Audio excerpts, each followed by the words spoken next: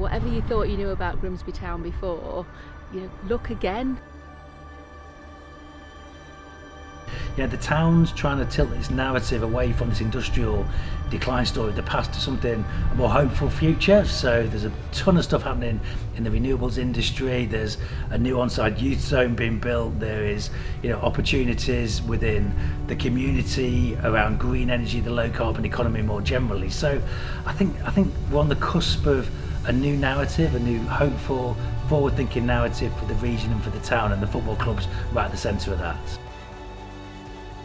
The football club as a whole is changing and has changed and will continue to change over the coming years. Still a lot of work to do, and a club that in my eyes is certainly progressing. So our new CEO, Debbie Cook, is not only the first female CEO in the club's history, but also, with Christine Green, the first female board member in the club's history as well. And that diversity of thinking and opinion, backed with phenomenal experience, so the best candidate for the job, is really leading that transformation for us. So again, changing the values of the football club so we can aspire to be better on and off the pitch, but also making sure we're thinking more expansively about the improvements we want to make in every area of the club. So Debbie's instrumental in leading all of those initiatives for us. Started well, and there's some way to go. We're ambitious to make sure we can keep improving. The community is the beating heart of Grimsby Town Football Club.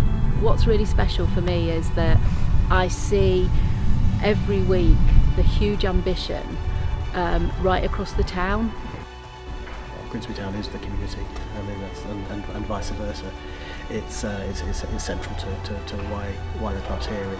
It sits at the heart of the community. You've only got to look at where the club sits within the town to know that it's such an important aspect. Relationships are everything in life, and why would that be anything different at a football club? So the relationship between the board and the first team manager and everybody at the training ground has been critical these last few months, and we talk as a club about being greater together, and that's how it's felt.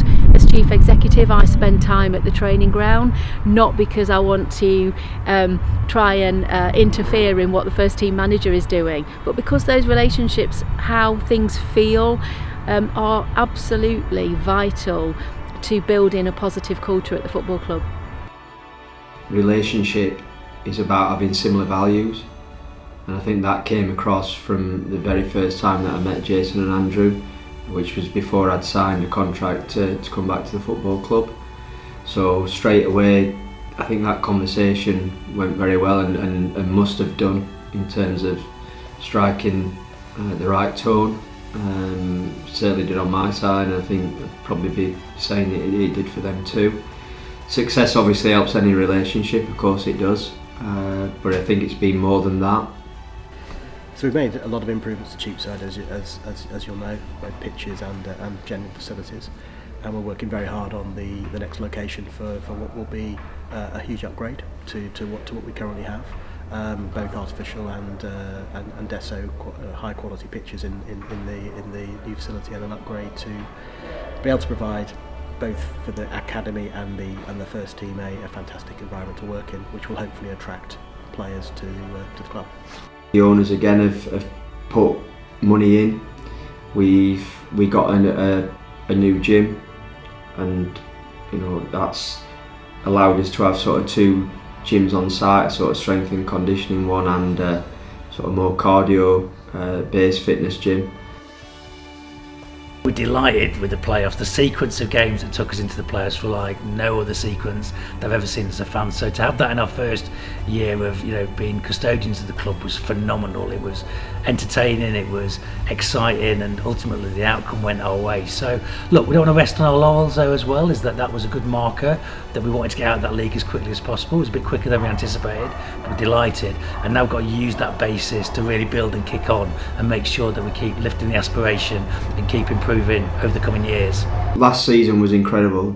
Just speaking to someone earlier, the playoff campaign I think is a once in a lifetime sort of narrative that we lived, that if it was wrote in a film script we would have probably said it's too far-fetched.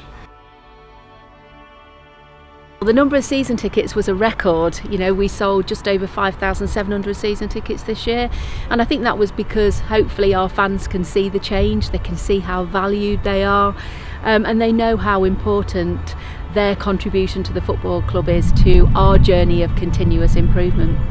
The fans are fantastic here, and I don't think in truth that quite a lot of players at our sort of level certainly always understand that. Some will experience it when we go away from home, and on some occasions we can almost, certainly when we were in the National League, have more fans than the home team. Grimsby's special because, as we all know, we're from the town where you know, we don't get the greatest press, but you know, as someone that's traded on being an underdog my whole career, is that people underestimate the positive qualities of this town, the grit, the determination, the character, the sense of humour. You know, we've got that in spades. Our football teams demonstrate it, and the town as a whole demonstrates it, and it's the qualities that makes us great, makes us resilient, and gives us the ability to keep going, never give up, and start to reach beyond what people expect of us. So I love that personally. I built my career on that, and I think the football club is doing the same thing. So I think the world's got to watch out. Grimsby's going to make a mark for itself, as it's done historically again, and I think the future's looking very bright.